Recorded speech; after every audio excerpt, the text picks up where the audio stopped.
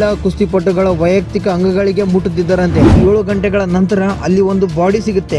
ಹಾಗೆ ಪೊಲೀಸ್ ಇದು ಆತ್ಮಹತ್ಯೆ ಅಂತ ಹೇಳಿದ್ರು. ಪೋಸ್ಟ್ ಮಾರ್ಟಮ್ ರಿಪೋರ್ಟ್ ನೋಡಿದಾಗ ಘೋರವಾಗಿ ಅತ್ಯಾಚಾರವಾಗಿ ಕೊಲೆ ಆಗಿದೆ ಅಂತ. ಒಬ್ಬ ಕಳ್ಳ ರೇಪಿಸ್ಟ್ ಸ್ವಾಮಿಯನ್ನು ಜೈಲಿನಿಂದ ಬಿಡಿಸುತ್ತಾರೆ ಎಲೆಕ್ಷನ್ ಗೆಲ್ಲುವ ಸಲುವಾಗಿ. ಒಬ್ಬ ದೇಶದ ಸೈನಿಕ ದೇಶಕ್ಕೆ ಆತಂಕವಾಗಿರೋ ಶತ್ರುಗಳನ್ನು ಹುಡುಕಿ ಸಾಯಿಸಿದರೆ ಅವನು ವೀರ ಯೋಧ ಅನ್ನಿಸಿಕೊಳ್ತಾನೆ. ಅವನನ್ನು ಇಡೀ ದೇಶದ, ರಾಜ್ಯದ, ಊರಿನ ಜನರೆಲ್ಲ ಕೊಂಡಾಡುತ್ತಾರೆ. ಸೋಷಿಯಲ್ ಮೀಡಿಯಾಗಳಲ್ಲಿ ಜೈಕಾರ ಕೂಡ ಹಾಕಿ ಪೋಸ್ಟ್ ಮಾಡ್ತಾರೆ. ಆದರೆ ಅದೇ ಸೈನಿಕ ತನ್ನ ಮನೆಗೆ ಆತಂಕವಾದ ಶತ್ರುಗಳನ್ನು ಕೊಂದರೆ ಅವನು ಕೊಲೆಗಾರನಾಗುತ್ತಾನೆ. ಅವನಿಂದ ರಾಜ್ಯದ ಅಲ್ಲ ಊರಿನ ಜನ ಕೂಡ ನಮ್ಗೆ ಯಾಕೆ ಬಿಡು, ಅದು ಅವನ ಮನೆ ವಿಚಾರ ಅಂತ ದೂರ ಇರ್ತಾರೆ.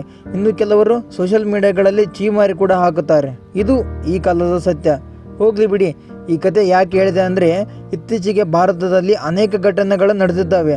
ಅವುಗಳಲ್ಲಿ ಕೆಲವೊಂದು ಈಗ ತಿಳಿದುಕೊಳ್ಳೋಣ ಬನ್ನಿ. ಮೊದಲನೇದಾಗಿ World Championship, Asian Games, Commonwealth Games, Asian Champions ಇವೆಲ್ಲರಲ್ಲಿ ಭಾರತಕ್ಕೆ 5 ಬಾರಿ ಬಂಗಾರದ ಪದಕ, 3 ಬಾರಿ ಬೆಳ್ಳಿಯ ಮತ್ತು 7 ಬಾರಿ ಕಂಚಿನ ಪದಕವನ್ನು ತಂದುಕೊಟ್ಟ ಭಾರತದ ಹೆಮ್ಮೆಯ ಕುಸ್ತಿಪಟು ಆಗಿರುವ ವಿನೇಶ್ ಫೋಗಟ್ ಅವರ ಬಗ್ಗೆ. ಅವರು ಈ ಬಾರಿ ನಡೆದ ಪ್ಯಾರಿಸ್ ಒಲಿಂಪಿಕ್ 2024ರಲ್ಲಿ 50 kgಯ ಕುಸ್ತಿಪಟು ಪಂದ್ಯದಲ್ಲಿ ಭಾಗವಹಿಸಿದರು. ಅವರು ಸೆಮಿಫೈನಲ್ ತನಕ ಹೋಗಿ ಗೆದ್ದು ಭಾರತಕ್ಕೆ ಬೆಳ್ಳಿಯ ಪದಕವನ್ನು ಬರುವ ಹಾಗೆ ಭದ್ರಪಡಿಸಿಕೊಂಡಿದ್ದರು. ಹಾಗೆ ಸೆಮಿಫೈನಲ್ ಮುಗಿದ ಮೇಲೆ ಫೈನಲ್ಗೆ 3 ಇಲ್ಲ 4 ದಿನ ಇತ್ತು. ಅದಕ್ಕೆ ಫೈನಲ್ಗೆ ರೆಡಿ ಆಗ್ತಿದ್ರು. ಆದರೆ ಫಿನಾಲೆ ಹಿಂದಿನ ದಿನ ರಾತ್ರಿ ಫೋಗಟ್ ಅವರು ತಮ್ಮ ತೂಕವನ್ನು ಚೆಕ್ ಮಾಡಿದಾಗ ಅವರ ದೇಹದ ತೂಕ 52 kgನಷ್ಟು ಆಗಿತ್ತು. ಆದರೆ ಪಂದ್ಯಕ್ಕೆ ಭಾಗವಹಿಸಲು 50 kg ಅಥವಾ ಅದಕ್ಕಿಂತ ಕಡಿಮೆನೇ ಇರಬೇಕಿತ್ತು. ಅಂದರೆ 2 kgನಷ್ಟು ಜಾಸ್ತಿ ಇದ್ರು. ಅದಕ್ಕೆ ವಿನೇಶ್ ಅವರು ರಾತ್ರಿ ಇಡೀ ನಿದ್ದೆ ಮಾಡದೆ ಬೆಳಗಿನ ತನಕ ಎಕ್ಸಸೈಸ್ ಎಲ್ಲ ಮಾಡಿ ದೇಹದ ನೀರಿನ ಅಂಶ ಕಡಿಮೆ ಮಾಡ್ತಾರೆ. ಹಾಗೆ ತಮ್ಮ ಕೂದಲನ್ನು ಕಟ್ ಮಾಡ್ಕೊಳ್ತಾರೆ, ಬ್ಲಡ್ ಕೂಡ ತೆಗೆದುಕೊಳ್ತಾರೆ. ಇಷ್ಟೆಲ್ಲ ಮಾಡಿದರ ಮೇಲೆ ಕೂಡ 1.9 kg ತೂಕದಷ್ಟು ಮಾತ್ರ ಕಡಿಮೆ ಆಗುತ್ತೆ. ಅಂದರೆ ಅವರಲ್ಲಿ ಇನ್ನೂ 100 ಗ್ರಾಮ್ನಷ್ಟು ತೂಕ ಉಳಿದು ಬಿಡುತ್ತೆ. ಫಿನಾಲೆಗೆ ಬಂದಾಗ ಬೆಳಗ್ಗೆ 7:30 ಒಳಗೆ ಸ್ಪರ್ಧಿಯು 50 kg ಅಥವಾ ಅದಕ್ಕಿಂತ ಕಡಿಮೆ ತೂಕದಲ್ಲಿ ಭಾಗವಹಿಸಬೇಕಿತ್ತು. ಆದರೆ ವಿನೇಶ್ ಫೋಗಟ್ ಅವರ ತೂಕ 50 kg 100 ಗ್ರಾಮ್ ಇರುವುದಕ್ಕಾಗಿ ಅವರನ್ನು ಅನರ್ಹಗೊಳಿಸಿ ಅಂದರೆ ಡಿಸ್ಕ್ವಾಲಿಫೈ ಮಾಡಿ ಫಿನಾಲೆಯಿಂದ ಹೊರಗಿಡ್ತಾರೆ. ಹಾಗೆಯೇ ಅವರು ಭಾರತಕ್ಕೆ ಭದ್ರಗೊಳಿಸಿದ್ದ ಬೆಳ್ಳಿಯ ಪದಕವನ್ನು ಸಹ ಅನರ್ಹ ಮಾಡಿಬಿಡ್ತಾರೆ. ಈ ವಿಷಯ ತಿಳಿದ ಮೇಲೆ ಗಣ್ಯಾತಿ ಗಣ್ಯರು, ನಟ ನಟಿಯರು ಅಲ್ಲದೆ ದೇಶದ ಪ್ರಧಾನಮಂತ್ರಿ ನರೇಂದ್ರ ಮೋದಿ ಕೂಡ ತಮ್ಮ ಸೋಷಿಯಲ್ ಮೀಡಿಯಾಗಳಲ್ಲಿ ನಾವು ನಿಮ್ಮೊಂದಿಗೆ ಇದ್ದೇವೆ ಅಂತ ಪೋಸ್ಟ್ ಕೂಡ ಹಾಕ್ತಾರೆ. ಹಾಗೆ ವಿನೇಶ್ ಫೋಗಟ್ ಪರವಾಗಿ ಪ್ಯಾರಿಸ್ ಒಲಿಂಪಿಕ್ ಅಸೋಸಿಯೇಷನ್ ಒಕ್ಕೂಟಕ್ಕೆ ಬೆಳ್ಳಿಯ ಪದಕ ಭಾರತಕ್ಕೆ ಸಿಗಬೇಕೆಂದು ಅರ್ಜಿ ಕೂಡ ಹಾಕುತ್ತಾರೆ. ಆದರೆ ಈಗಿನ ಮಾಹಿತಿ ಪ್ರಕಾರ ಆ ಅರ್ಜಿ ತಿರಸ್ಕರಿಸಿದ್ದಾರೆ. ಅಂದರೆ ಭಾರತಕ್ಕೆ ಬೆಳ್ಳಿಯ ಪದಕ ಬರುವುದಿಲ್ಲ ಎಂದು ಕನ್ಫರ್ಮ್ ಮಾಡಿದರು. ಈಗ ಈ ಮಾಹಿತಿಗೂ ಹಾಗೂ ನಾನು ಮೊದಲು ಹೇಳಿದ ದೇಶದ ಸೈನಿಕನ ಕಥೆಗೂ ಏನಾದರೂ ಕನೆಕ್ಷನ್ ಇದೆಯಾ? ಅದನ್ನು ಈಗ ತಿಳಿಯೋಣ ಬನ್ನಿ. ಜನವರಿ 2023 ವಿನೇಶ್ ಫೋಗಟ್, ಸಾಕ್ಷಿ ಮಲಿಕ್, ಬಜರಂಗ್ ಪುಣೈ ಇವರ ನೇತೃತ್ವದಲ್ಲಿ ಒಂದು ಹೋರಾಟ ಮಾಡ್ತಾರೆ. ಯಾಕಂದರೆ 7 ಮಹಿಳಾ ಕುಸ್ತಿಪಟುಗಳು, ಅದರಲ್ಲಿ ಒಬ್ಬರು ಮೈನರ್ ಕೂಡ ಇದ್ದರು. ಇವರೆಲ್ಲ ಸೇರಿ ಲೈಂಗಿಕ ಕಿರುಕುಳ ಅಂದರೆ ಸೆಕ್ಸುವಲ್ ಹರಾಸ್ಮೆಂಟ್ ಮಾಡಿದ್ದಾರೆ ನಮ್ಮ ಮೇಲೆ ಅಂತ ದೂರು ಕೊಡ್ತಾರೆ. ಯಾರ ಮೇಲೆ? ಬ್ರಿಜ್ ಭೂಷಣ್ ಶರಣ್ ಸಿಂಗ್ ಮೇಲೆ ಕಂಪ್ಲೇಂಟ್ ಮಾಡ್ತಾರೆ. ಹಾಗಾದರೆ ಯಾರೀತ ಭೂಷಣ್ ಸಿಂಗ್? ಈತ ಕೈಸರ್ಗಂಜ್ ಉತ್ತರ ಪ್ರದೇಶ ಕ್ಷೇತ್ರದ ಭಾರತೀಯ ಜನತಾ ಪಾರ್ಟಿ ಬಿಜೆಪಿಯ ಮಾಜಿ MP 2009ರಿಂದ 2024ರವರೆಗೆ ಹಾಗೂ ಭಾರತ ಕುಸ್ತಿಪಟು ಒಕ್ಕೂಟದ ಮುಖ್ಯಸ್ಥ ಕೂಡ ಆಗಿದ್ದ. ಮತ್ತು ಈತನ ಮೇಲೆ ಪೊಲೀಸ್ ರೆಕಾರ್ಡ್ ಪ್ರಕಾರ 38 ಬೇರೆ ಬೇರೆ ಕ್ರಿಮಿನಲ್ ರೆಕಾರ್ಡ್ಗಳು ಇದ್ದಾವೆ. ಅಟೆಂಪ್ಟ್ ಮರ್ಡರ್ ಹಾಗೂ ಮರ್ಡರ್, ದರೋಡೆ, ಕಿಡ್ನ್ಯಾಪ್ ಈ ಥರ ಹಲವು ಕ್ರಿಮಿನಲ್ ರೆಕಾರ್ಡ್ ಕೂಡ ಇದ್ದಾವೆ. ಈಗ ಈತನ ಮೇಲೆ 7 ಮಹಿಳಾ ಕುಸ್ತಿಪಟುಗಳು ಲೈಂಗಿಕ ಕಿರುಕುಳ ಕೊಟ್ಟಿದ್ದಾರೆ ಅಂತ ಆರೋಪ ಮಾಡಿ ಕಂಪ್ಲೇಂಟ್ ಮಾಡ್ತಾರೆ. ಅದಕ್ಕೆ ಜನವರಿ 2023ರಲ್ಲಿ ವಿನೇಶ್ ಫೋಗಟ್ ಹಾಗೂ ಉಳಿದ ಕುಸ್ತಿಪಟುಗಳು ಸೇರಿ ಹೋರಾಟ ಮಾಡೋಕ್ಕೆ ಕೂಡ್ತಾರೆ. ಆದರೆ ಸರ್ಕಾರ ಇವರಿಗೆ ಭರವಸೆ ಕೊಟ್ಟು ಆ್ಯಕ್ಷನ್ ತಗೋತೀವಿ ಅಂತ ಹೇಳಿ ಅವರ ಹೋರಾಟವನ್ನು 3 ದಿನಕ್ಕೆ ಅಂತ್ಯ ಮಾಡ್ತಾರೆ. ಆದರೆ ಸರ್ಕಾರದ ಕಾರ್ಯಾಚರಣೆ ಮೇಲೆ ಕುಸ್ತಿಪಟುಗಳಿಗೆ ಸಂಶಯ ಬರುತ್ತೆ. 4 ತಿಂಗಳಾದರೂ ಪ್ರತಿಕ್ರಿಯೆ ಸರಿಯಾಗಿ ನೀಡೋದಿಲ್ಲ ಸರ್ಕಾರ. ಅದಕ್ಕೆ ವಿನೇಶ್ ಫೋಗಟ್ ಮತ್ತು ಉಳಿದ ಪಟುಗಳು ಏಪ್ರಿಲ್ 2023ರಲ್ಲಿ ದೆಹಲಿಯ ಜಂತರ್ ಮಂತರ್ನಲ್ಲಿ ದೊಡ್ಡ ಹೋರಾಟಕ್ಕೆ ಕೂಡ್ತಾರೆ. ಆದರೆ ಪ್ರಧಾನಮಂತ್ರಿ ನರೇಂದ್ರ ಮೋದಿ ಇದರ ಬಗ್ಗೆ ಒಂದು ಮಾತು ಕೂಡ ಆಡೋದಿಲ್ಲ. ಮತ್ತು ವಿನೇಶ್ ಫೋಗಟ್ ಹೇಳಿರೋ ಮಾಹಿತಿ ಪ್ರಕಾರ ಬಿಜೆಪಿ MP ಭೂಷಣ್ 17-18 ವಯಸ್ಸಿನ ಮಹಿಳಾ ಕುಸ್ತಿಪಟುಗಳ ವೈಯಕ್ತಿಕ ಅಂಗಗಳಿಗೆ ಮುಟ್ಟುತ್ತಿದ್ದರಂತೆ. ಒಂದು ವೇಳೆ ಯಾಕೆ ಅಂತ ಕೇಳಿದರೆ ಇದೇ ಉಸಿರು ಚೆಕ್ ಮಾಡ್ತಾ ಇದ್ದೆ, ಅದು ಚೆಕ್ ಮಾಡ್ತಾ ಇದ್ದೆ, ಇದು ಚೆಕ್ ಮಾಡ್ತಾ ಇದ್ದೆ ಅಂತ ಭೂಷಣ್ ಹೇಳ್ತಿದ್ದಂತೆ. ಮತ್ತು ಹೆಣ್ಣು ಮಕ್ಕಳು ಏನಾದರೂ ಒಬ್ಬರೇ ರೂಮ್ನಲ್ಲಿ ಇದ್ದರೆ ಹೇಳದೆ ಕೇಳದೆ ನುಗ್ಗಿ ಅನಾಚಾರವನ್ನು ಕೂಡ ಮಾಡಲು ಪ್ರಯತ್ನ ಮಾಡ್ತಿದ್ದನಂತೆ.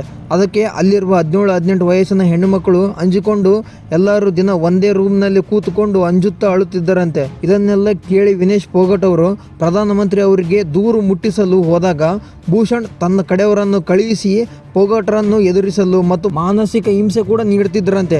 ಇದೆಲ್ಲ ಗೊತ್ತಿದ್ರು ಆಗ ಸುಮ್ಮನೆ ಯಾಕೆ ಇದ್ರು ಮೋದಿ ಅವರು?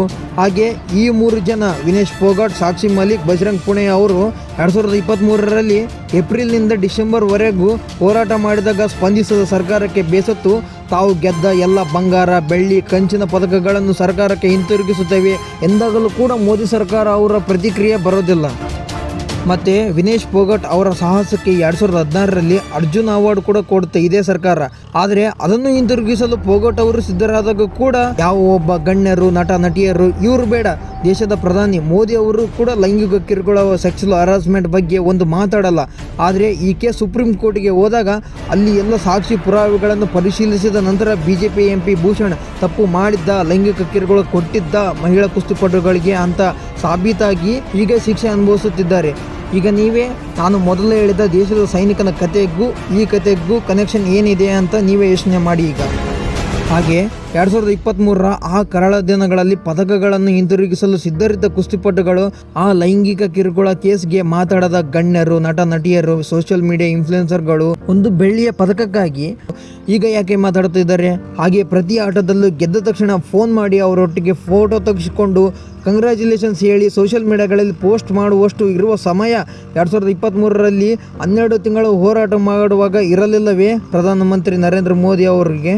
ಇದರಲ್ಲಿ ಯಾರ್ದು ತಪ್ಪು ಯಾರ್ದು ಸರಿ ನೀವೇ ಯೋಚಿಸಿ. ಹಾಗೆ ಎರಡನೆಯದಾಗಿ 9 ಆಗಸ್ಟ್ 2024ರಂದು ರಾತ್ರಿ 2 ಗಂಟೆವರೆಗೆ ಕೆಲಸ ಮಾಡಿ 31 ವರ್ಷದ ಫೀಮೇಲ್ ಟ್ರೈನಿಂಗ್ ಡಾಕ್ಟರ್ ಆರಾಮ್ ಮಾಡೋಕ್ಕೆ ಸೆಮಿನಾರ್ ಹಾಲ್ಗೆ ಹೋಗ್ತಾರೆ. ಆರ್ಜೆಕರ್ ಮೆಡಿಕಲ್ ಕಾಲೇಜ್ ಮತ್ತು ಹಾಸ್ಟೆಲ್, ಕೋಲ್ಕತ್ತಾ, ವೆಸ್ಟ್ ಬೆಂಗಾಲ್ನಲ್ಲಿ. ಆದರೆ 7 ಗಂಟೆಗಳ ನಂತರ ಅಲ್ಲಿ ಒಂದು ಬಾಡಿ ಸಿಗುತ್ತೆ. ಅದು ಯಾವ ಥರ ಅಂದರೆ ಅದನ್ನು ಹೇಳೋಕ್ಕೆ ಆಗಲ್ಲ, ಅಷ್ಟು ಘೋರ ಸ್ಥಿತಿಯಲ್ಲಿ ಸಿಗುತ್ತೆ. ಆ ಕಾಲೇಜಿನ ಪ್ರಿನ್ಸಿಪಲ್ ಹೇಳ್ತಾನೆ, ರಾತ್ರಿ ಭಾಳಷ್ಟು ಸಮಯ ಆ ಮಹಿಳೆ ಸೆಮಿನಾರ್ ಹಾಲ್ನಲ್ಲಿ ಒಬ್ಬರೇ ಇದ್ದರು, ಅದು ಅವರ ತಪ್ಪು ಅಂತ. ಹಾಗೆ ಪೊಲೀಸವರು ಆ ಮಹಿಳಾ ಕುಟುಂಬಕ್ಕೆ ಇದು ಆತ್ಮಹತ್ಯೆ ಅಂತ ಹೇಳಿದ್ರು. ಆದರೆ ಆ ಮಹಿಳೆಯ ತಂದೆ ತಾಯಿ ಪೋಸ್ಟ್ ಮಾರ್ಟಮ್ ರಿಪೋರ್ಟ್ ನೋಡಿದಾಗ ಅವ್ರಿಗೆ ಗೊತ್ತಾಗಿದ್ದು ಆ ಮಹಿಳೆ ಮೇಲೆ ಘೋರವಾಗಿ ಅತ್ಯಾಚಾರವಾಗಿ ಕೊಲೆ ಆಗಿದೆ ಅಂತ. ಅದಕ್ಕೆ ಈಗ ಇಡೀ ದೇಶದಲ್ಲಿ ಡಾಕ್ಟರ್ಗಳೆಲ್ಲ ಸೇರಿ ಡಾಕ್ಟರ್ಗಳಿಗೆ ರಕ್ಷಣೆ ಕೊಡಿ, ಈ ಅನ್ಯಾಯಕ್ಕೆ ನ್ಯಾಯ ಕೊಡಿ ಅಂತ ಹೋರಾಟ ಮಾಡುತ್ತಿದ್ದಾರೆ. ಹಾಗೆ ಪೊಲೀಸ್ 33 ವರ್ಷದ ಸಂಜಯ್ ರಾಯ್ ಅನ್ನೋ ವ್ಯಕ್ತಿನ ಅರೆಸ್ಟ್ ಮಾಡ್ತಾರೆ ಆರೋಪಿ ಅಂತ. ಆದರೆ ಆ ಮೆಡಿಕಲ್ ಕಾಲೇಜು ಮತ್ತು ವೆಸ್ಟ್ ಬೆಂಗಾಲ್ನ ಮಮತಾ ಬ್ಯಾನರ್ಜಿ ಅವರ ಸರ್ಕಾರ ಈ ಒಂದು ಕೇಸ್ನ ಮುಚ್ಚು ಹಾಕಲು ಪ್ರಯತ್ನಿಸಿದರು ಅಂತ ಆರೋಪ ಇದೆ. ಇದರ ಬಗ್ಗೆ ಸಂಪೂರ್ಣ ಮಾಹಿತಿ ಬೇಕಂದ್ರೆ ಹೇಳಿ, ಎಲ್ಲ ಮಾಹಿತಿಯನ್ನು ಕಲೆ ಹಾಕಿ ಒಂದು ಸಣ್ಣ ವಿಡಿಯೋವನ್ನು ಮಾಡಿ ನಿಮಗೆ ತಿಳಿಸುತ್ತೇನೆ.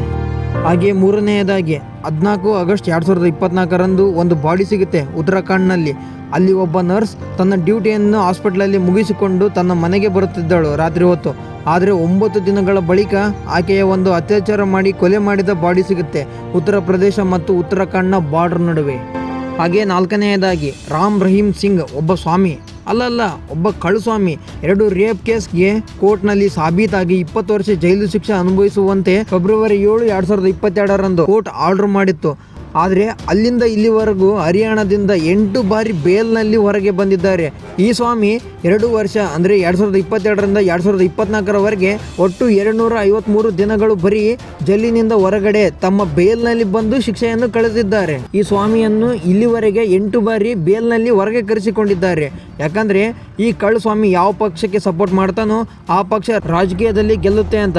ಅದಕ್ಕೆ ಈ 2 ವರ್ಷದಲ್ಲಿ 253 ದಿನಗಳು ಬೇರೆ ಬೇರೆ ಪಕ್ಷಗಳು ತಮ್ಮ ಎಲೆಕ್ಷನ್ ಸಪೋರ್ಟ್ ಸಲುವಾಗಿ ಇಂಥ ರೇಪಿಸ್ಟ್ನನ್ನು ಕರೆಸಿಕೊಂಡು ತಮ್ಮ ಸಪೋರ್ಟ್ಗೆ ಬಳಸಿಕೊಂಡಿದ್ದಾರೆ. ಹಾಗೆ ಈ ಬಾರಿ ಕೂಡ ಹರಿಯಾಣ ರಾಜ್ಯದಲ್ಲಿ ಎಲೆಕ್ಷನ್ ಇದೆ.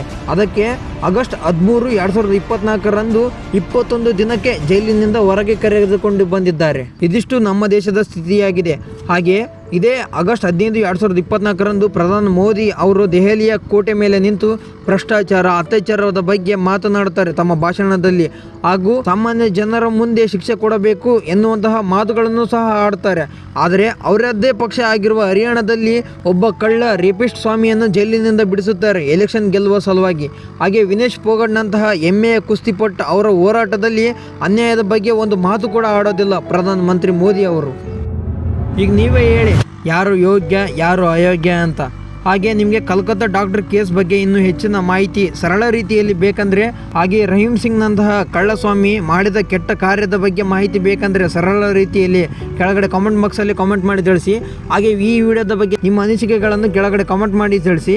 ಹಾಗೆ ಈ ವಿಡಿಯೋನ ಎಲ್ಲರಿಗೂ ಶೇರ್ ಮಾಡೋದನ್ನು ಮರಿಬೇಡಿ. ಹಾಗೆ ಇದೇ ತರ ವಿಡಿಯೋ ನೋಡೋಕೆ ನಮ್ಮ ಚಾನಲ್ ಅನ್ನು ಸಬ್ಸ್ಕ್ರೈಬ್ ಕೂಡ ಮಾಡ್ಕೊಳ್ಳೋದನ್ನು ಮರಿಬೇಡಿ. ಸದ್ಯಕ್ಕೆ ನೋಡಿದ್ದಕ್ಕೆ ಧನ್ಯವಾದಗಳು.